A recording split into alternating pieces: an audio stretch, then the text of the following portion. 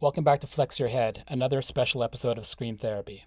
On Flex Your Head, we take a breather from punk rock and mental health and fawn over classic punk albums, which I guess is good for mental health. On this episode, Mike Isacson makes his return after guesting on the No Means No Wrong episode. Hey Mike, how's it going? I'm good. How are you? Oh, pretty good. It's nice to have you back. Yeah, thanks for having me back. It was a good time the first time around and been enjoying the series. Right on. So, what album are we talking about today? Today we are talking about the Hüsker Dü classic Zen Arcade.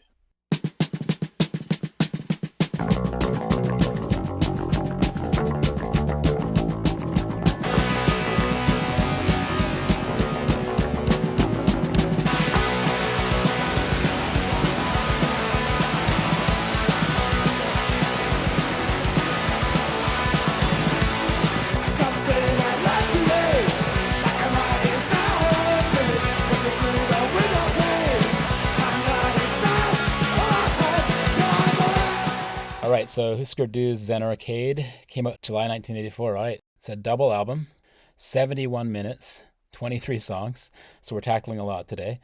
Hüsker Dü formed in St. Paul, Minnesota in 1979. We have guitarist vocalist Bob Mould, bassist vocalist Greg Norton, and drummer vocalist Grant Hart, RIP. What are your opening thoughts about this double album, Mike? It's considered a classic for good reason. I think the thing with Hüsker Dü, they were one of those bands that was willing and able to attempt to be the best band in the world or as good as anyone. And they really went for it on this album and they hit it. They cover so much ground musically. They're amazing musicians, amazing songwriters, and it's very personal too. It's a concept album, but it's got a lot of heart. It's very affecting. It just blew me away when I heard it, when I was like 17, and I spent a lot of time walking around with this on my Walkman. So, full disclosure, and you know this, I've never been a huge Hüsker Dü fan. Definitely had listened to them over the years. I was really big into Sugar and the Bob Mould solo stuff, but for some reason, Hüsker Dü, me being a fanatic, never really crossed my radar in that way. But I've been cramming this thing for the last few weeks, knowing that we would talk about it, and love the album. And I've been going through the back catalog and later stuff as well. So you've definitely made me a hardcore fan here. Cool. So thank you for that. It's a huge undertaking doing a double album, this many songs, concept album, which wasn't really done by a punk rock band or a hardcore band. I think there was one or two, maybe Sham 69 had a concept album, but for the most part, no one had really done this. And to Hmm. do it as a double album with their second album proper, it takes you know what. Yeah. Yeah, and then as soon as the Minutemen heard they were doing it, they're like, well, shit, we better do a double album too. So like that gave us double nickels on the dime as well. A singing drummer is always an amazing thing to watch, but Yes, he's such indeed. a Yeah. great songwriter. Yeah. Even though Mold wrote more songs than Hart, most people, I think's favorite songs are Grant Hart compositions. He tended to write the really catchy stuff like The Girl Who Lives on Heaven Hill and Books About UFOs on the next album, New Day Rising, which is also unbelievable. Even on Zen Arcade, Pink turns to yeah, Pink blue. Turns to Blue and Turn on the News are often kind of listed as the two top songs. I don't necessarily agree, but they're great songs. Yeah. And it seems like Bob Mould, with his career, he was a lot more prominent, and Hmm. Grant Hart had a lot of solo material that he put out as well. So maybe that forgotten gem in the music world, from my perspective, not knowing too much about the history, that Grant Hart got left by the wayside in some ways. Yeah, unfortunately, he did have some addiction issues, which I think really dragged him down. I just watched the documentary about him, Everything, which is great. Yeah, Bob Mould and Greg Norton have both had healthy, successful lives, and Hart accomplished a lot, but you can see that life didn't go as smoothly for him after the band as it did for the other guys. So let's talk about some of the songs. Some of the Hmm. 23 songs on this album. Where do you start? Oh God. Well, start right off the bat with something I learned today, Bob Mould. So the concept of this album, basically, it's a coming of age thing about a young man, leaving a broken home, dysfunctional family, and setting out on his own. Dabbles with the military, dabbles with a cult, meets a girl, falls in love, she dies of an OD. And then apparently he ends up working in video game design, making a game called Search was the idea. That's not like in the lyrics or anything. In the end, it may or may all turn out to be a dream or not. I always thought it was all supposed to be a dream, but then Mold was like, well, no, we were never like explicitly said it was all a dream. But the dream thing aspect, there's, two of the songs, the instrumentals have dream in the title, Recurring Dream and Dreams Recurring.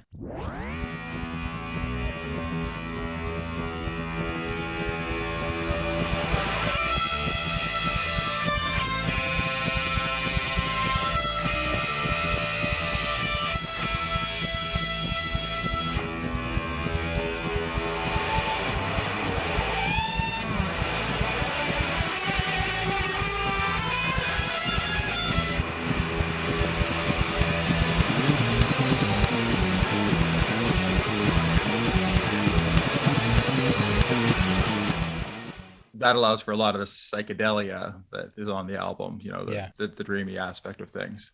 So that's like the loose structure that they created around the album. Like I say, the songs don't really that clearly tell that narrative. They do and they don't. There doesn't really get into talking about designing video games or anything. But obviously the title, the Zen Arcade, which I've been thinking about that title a lot. I mean, none of the songs are called Zen Arcade. It's not in the lyrics.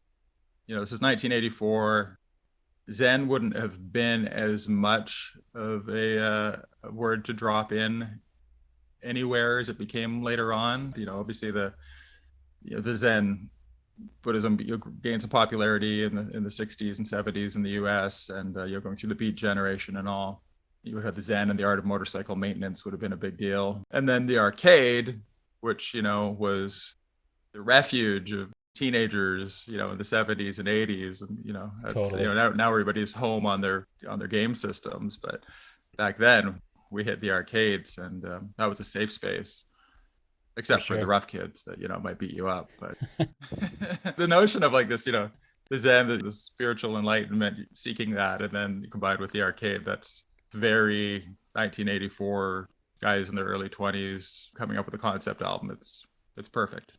Yeah, a little bit of Double Dragon in there, some Dragon Slayer, some Altered Beast. That was always my favorite game, Altered Beast. Asteroid, yeah. Yeah. I read up about the story, and I think it's cool. I was really hoping the dream sequence was just a thing that someone made up on Wikipedia, because I hate the whole dream sequence thing. Yeah. I think of Dallas, the out. shower scene in Dallas. Totally, yeah. It's a great album, and it's a great story, but I don't know if you're familiar with American Idiot by Green Day, but it seems like Green Day aped on the Hüsker Dü story. I think they totally did. It's funny, in that Grant Hart documentary, he refers to mercenary groups of penny catchers, referring to bands like Green Day. But the bands that cite Hüsker Dü as huge influences on them, Hart artistically doesn't think too much of these bands. He slags on Smashing Pumpkins as well. And there's probably a few others you could throw in there. Yeah. Because a lot of bands cite Hüsker Dü as a big influence and inspired a lot of pop punk stuff. But if you listen to Zen Arcade, I mean, there's some catchy songs on there, but it is not a pop punk album by any means. No. Bob Mould went on to be, like Sugar was very indie rock, and Green Day. I don't know all that much about American Idiot. I remember when it came out, and what I've read is that, it did kind of rip off the narrative there for sure. The songs on this album, Zen Arcade, to me sound like that uncomfortable zone between the Black Flag SST style of shouting and just the wild solos and the string bands, and very much a Greg Ginn style guitar sound in some parts, and then moving into the more melodic psychedelia. Wouldn't even call it hardcore anymore once they got into the Candy Apple Grey, that era. Mm-hmm. It's this awkward middle zone, but at the same time it's really, really charged and exciting, because you've got Mold just screaming away on the guitar, and the drums are so solid, and the whole band is just on fire at that point. So it's like that perfect little sweet spot. Yeah, they were spending tons of time. They were all broke as hell, and there were Grant Hart was living in this abandoned church, squatting in there, and that was their practice space, and they were just spending hours and hours refining their craft, and they were just an incredible band. All of them were so on it. Getting back to the songs, it covers so much ground. We got Something I Learned Today, Broken Home, Broken Heart, are kind of mid-tempo hardcore, not as thrashy as it gets a little later on. But then you've got Never Talking to You Again, the third track.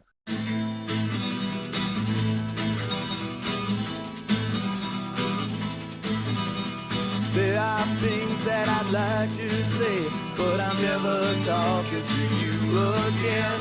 There's things I'd like to phrase somewhere, but I'm never talking to you again.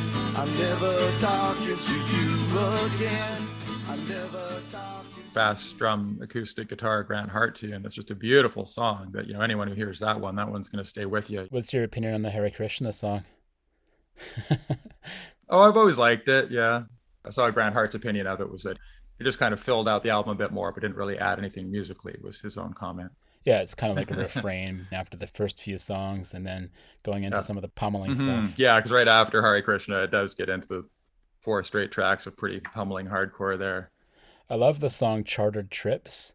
It feels like he's just mumbling. Bob's just mumbling or shouting incomprehensible words, and then it goes into the stuff you can figure out. But I just love that. It's almost like he just had the words and just didn't care enough to really enunciate them. They actually talked about they kind of buried the vocals. It wasn't until Flip Your Wig that they brought the vocals to the forefront. And I guess that was a conscious decision. I mean, we can get into the whole thing of Spot's production. Yeah, let's do that. Let's do it right now. I have a note here that says horrible production in all capital letters. So Spot produced pretty much everything for SST, certainly at the time. These guys, Hüsker Dü, left their home in Minneapolis, came out to the West Coast in California. They recorded this album. It's an hour and 8 minutes of material that they recorded in one 45-hour session. It would have been fueled by a lot of speed. They used a lot of speed, these guys. Then I guess they had a break, and then they mastered it all in another 40-hour marathon session. So it cost $3,200 to make the album. If they'd been signed to Warner Brothers at that time and had gone into the studio with Ted Templeman, things would sound a lot different than they ended up being. No matter what format you have it on, it kind of sounds like you're playing it on a cassette on a shitty old ghetto blaster. Which I like in some ways. I grew up with that kind of a sound. Yeah. I grew up on SST, and I grew up on Totally, yeah. That harsh crossover hardcore sound that always sounded like smushing a pancake. There was no tops or bottoms. In that sense, I like it, and I really feel like Spot was just trying to make every band sound like Black Flag. His allegiances were there with Greg Ginn and getting all the SST stuff recorded. So a lot of that old SST stuff, Dinosaur, Junior, and Hüsker Dü and Screaming Trees, they all had that kind of Black Flag production sound. Even the Descendants did. I think it's a good sound for Black Flag. I don't know if it's a good sound for Hüsker Dü. And I think you're right. If they had been in the studio with a producer who knew about top end and low end, not even a big producer, I think they would have had probably one of the best. Well, it's already considered one of the best punk albums, but I think it would have been right up there in the top 3. Yeah, I mean, a lot of people would put it up there anyways, but one can dream of a really well-produced version of this album. They are such great musicians, and they're doing so much. It is what it is, and it's the aesthetic, what we grew up with, but they certainly got their chance down the road, to have things better produced. But then they never went off exploring sonically the way that they did on this album, with the long, Recurring Dreams, the last track, that's like 14 minutes of a psychedelic jam. It's really good. I mean, these guys can really play. Not many bands would have been able to pull that off. But that's just a testimony to how much time they spend playing together. They're all so talented. Bob Mould went on to great success, both with Sugar and his solo stuff after. Grant Hart's solo stuff, he did some great music. His last piece was in 2013, was inspired by John Milton's Paradise Lost. I have to admit, I haven't listened to that yet. I mean to, now that I watched the documentary. I want to give that a listen, but it came out to great critical acclaim. And Greg Norton, he ended up being a successful restaurateur, known for his wine list, apparently.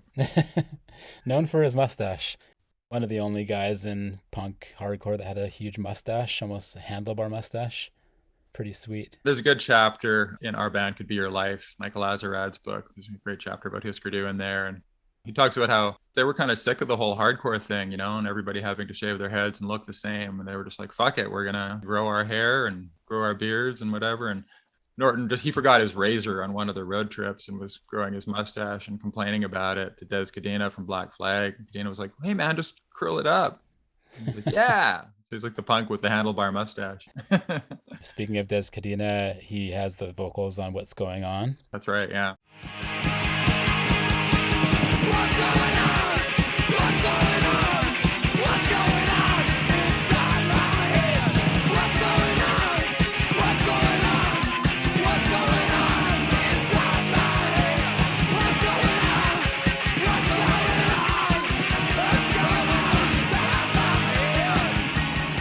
Obviously, these guys are floating around LA. They all lived in the same house, Black Flag guys. So I'm sure it wasn't Yeah. hard for them to whip down to the studio and do it. But it's also really cool that they gave it that ode to that whole scene. We should also mention that, of course, SST ripped off Hüsker Dü horribly. Whoa, really? What a shock. Yeah. When I was like 20 and recording my first album, I was warned by the producer. The one thing he said was just like, never sign with SST. Yeah, I think they're well renowned for ripping people off, unfortunately. Yeah, Greg Ginn, yeah. Bob Mould, one of the openly gay punk rockers, even back in the day. I'm not sure when he came out as being gay. Yeah. Mould was gay. Grant Hart was bisexual. Greg Norton was the straight guy in the group with the big mustache. The Biggest Lie is about a relationship that Mould had with, a straight guy who ended up going back to his girlfriend. So that's what that song's about. They didn't deliberately hide their sexuality, but it wasn't an open thing, I guess, till after Hüsker Dü. The cover art on this album is really interesting. I was looking at it very close yesterday, and I think it's one of the better album covers of that era. It's not your traditional monochrome punk rock over the top style graphics. It's just this really cool art piece. And I don't know if you know much about the piece. Well, I mean, Grant Hart did it. He didn't take the photo, but Grant Hart was a talented graphic artist. His dad was a drafting teacher. He grew up doing this. Got into doing a lot of collage work, I guess his main forte. So yeah, he did it. It's very 1984. It's bleak, but there's still that color there, which I guess is probably pretty representative of the music. It's in a junkyard with their figures all turned into shadows crossing it, with the pastel colors added to the cars. Yeah, it's a beautiful cover. I never had it on vinyl. I only ever had it on cassette. The cassette guys over here. Yeah, exactly. I had New Day Rising on cassette. You can never really fully experience the packaging and artwork when you're dealing with a format that's 3 inches by 5 inches. Exactly, yeah. Wrapped in hard plastic. So my only criticism of the album is, well, obviously the production, we talked about that, but it's just so unrelenting of how long it is. I get past the first half, and actually I'd really like to have it on vinyl because then you could do the sides A to D, would be really cool. Right, yeah. It's just so long, and by the time you get into the second half, I just feel spent. Right, I'm pushing myself to listen to the whole thing because I think that's the way it's meant to be, is a full concept album, but at the same time I do have to turn it off halfway through a lot of times. Sure, yeah. And I've certainly seen it said that it is an album that's best appreciated on vinyl. I never had that. I guess I had the cassette that I at least had to flip over. It's an intense journey. They're telling a tale and just covering so much ground musically and thematically, and then the contrasting songwriting styles, and I mean contrasting and incredibly complementary. Just to backtrack a little bit, I was reading up on the recording. Summer of '83 in the church turned punk squat, and supposedly they spent a lot of time just jamming, but they got to the point where it became almost a Black Flag, Greg Ginn powering through 6-7 hours a day. And I think about bands that do that, and maybe not so much these days, but the bands of the old that did that, and you're going to come up with 20 songs, and a lot of bands are going to shave off 10 of those, but in this case they didn't. And I'm wondering, do you feel like there's any throwaway tracks on this? I do know that Grant Hart thinks that the album would have been better served as just a single album. Yeah. So that's his opinion. The throwaways, you got the hardcore section in the middle there. From Beyond the Threshold to The Biggest Lie, that's just 4-song, pretty similar thrashy stuff.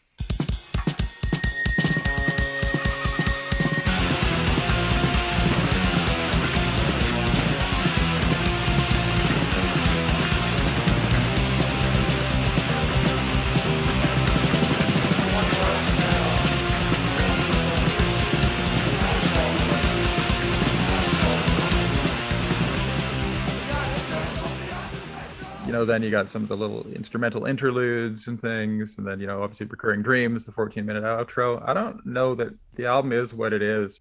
I could certainly imagine it, if you did condense it into one album, you'd be, holy shit, it would be nothing but absolute stellar tracks. Yeah. I don't know, it's hard for me to imagine taking any of these out. That's the album as it is. I know they wrote a bunch of other songs that did get thrown away, right? So these guys were coming up with a lot of material. I get the sense that this was pre-planned. It wasn't like they went in there and ended up coming out with 23 songs. They went in there knowing that they're going to do double album. I think it was preconceived, which I think is really cool. Bob Mould said to Steve Albini in an old zine he did in 1983, we're going to try to do something bigger than anything like rock and roll and the whole puny touring band idea. I don't know what it's going to be. We have to work that out, but it's going to go beyond the whole idea of punk rock or whatever. To me, it sounds like they went in there knowing full well they're going to come out with a double album. Oh, for sure. Yeah. And then 6 months later, they come out with New Day Rising. They were incredibly prolific, and all of it was so good. Zen Arcade got released, and SST only printed somewhere between 3,500 and 5,000 copies. And Hüsker Dü were like, we think we're going to sell a lot more than that. But SST, they also had put out Double Nickels on the Dime, another double album, and they had a bunch of Black Flag stuff coming out. So you ended up with Hüsker Dü being out on tour, Zen Arcade getting great critical acclaim. Everyone's wanting a copy, and they're not available because they're all sold out. And it took months to get any more copies printed. So that cost them dearly at the time. SST's infinite wisdom. Yeah. I watched some live videos of some of these songs from this album, and the production on the live stuff is actually better than the production on the album. Yeah. You can hear more going on. What they should have done a live album, just get up on stage and have someone else run the tape. I would say probably my favorite track is Whatever, which is a Bob Mould tune. Like, so even though I'm more of a Grant Hart guy, Whatever is such a great song.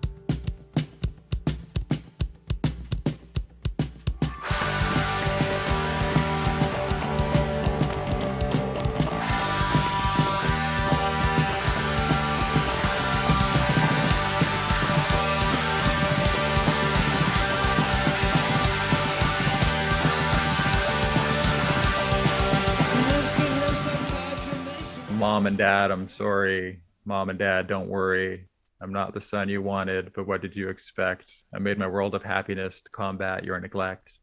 That's pretty intense, especially when you're hearing that as a young man and relating, When What's Going On comes in, song 12, that sets the tone for what's going to happen with this kid going forward. That moment of maybe mental health crisis, It goes from there into some sort of dreamscape stuff.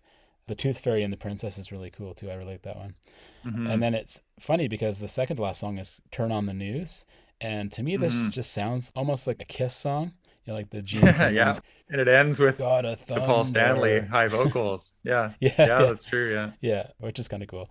Let's dive into some YouTube comments. In this case, the common theme is what we touched on is just that the album saved a lot of people from difficult stuff in their lives. A lot of comments around that. Anything from bad days at work to suicide attempts. So this album was very important to a lot of folks, not only growing up, but now. Yeah. So the one that really stood out for me is by Sealand, and it was 4 years ago. I ran far away from home when I was 17. My parents divorced a couple of years later. Not long after that, I heard Hüsker Dü and Zen Arcade for the first time. I relive those moments every time I play the album, and I remember the anger and the sorrow, but I'm also happy because it's all part of the past now. Today, it may be my favorite album. Let's just go, No, that's great. I mean, it helped me a lot. I really latched onto it. They were my god band when I was, say, 17 and pretty depressed, and made a huge difference in my life. I spent a lot of time with this. So wait a second, are you Sealand? No, that's not. It says 17. I don't know. I read an interview with Bob Mould where he did say a lot of people come up to him and say, yeah, you saved my life. Yeah. I would have liked to have heard this when I was a kid and really been able to do that for myself. I definitely had those albums that really meant a lot to me and helped me, but I feel like this could have really been something to lean on when I was a kid. There's only a few albums that I can think of that are ambitious enough to go beyond strict genres and then also have the musicianship to pull it off, and then also trying to tell a story. I mean, I guess basically we're talking about like a punk rock opera. Obviously, The Who had Quadrophenia as their rock opera. I think Zen Arcade, I think, could be, even though I don't like opera music, Mike Watt, Contemplating the Engine Room, is a punk rock opera that's also one of my all-time favorite albums. These guys, to pull it off, be so ambitious and so talented. The amount of work that goes into something like this is just unbelievable. It's just this great artistic gem that's left for us. And here we are now, over 35 years later, still talking about it. And I mean, you're still discovering it, really, as many people still will be. Yeah, I'm just really grateful this album was in my life because it's been one of the key ones for sure. And I'm glad that you turned me on to it. Yeah. So thanks again. I owe you one. All right. So Scream Therapy is available at screamtherapyhq.com. We've got 40 episodes of the main podcast about punk rock and mental health, as well as a handful of these podcasts about classic albums. Flex Your Head. So check those out. Again, screamtherapyhq.com. Thanks a lot for being here, Mike. It's been really fun once again, and really enjoy chatting with you about these albums. Me too. Thanks very much for having me.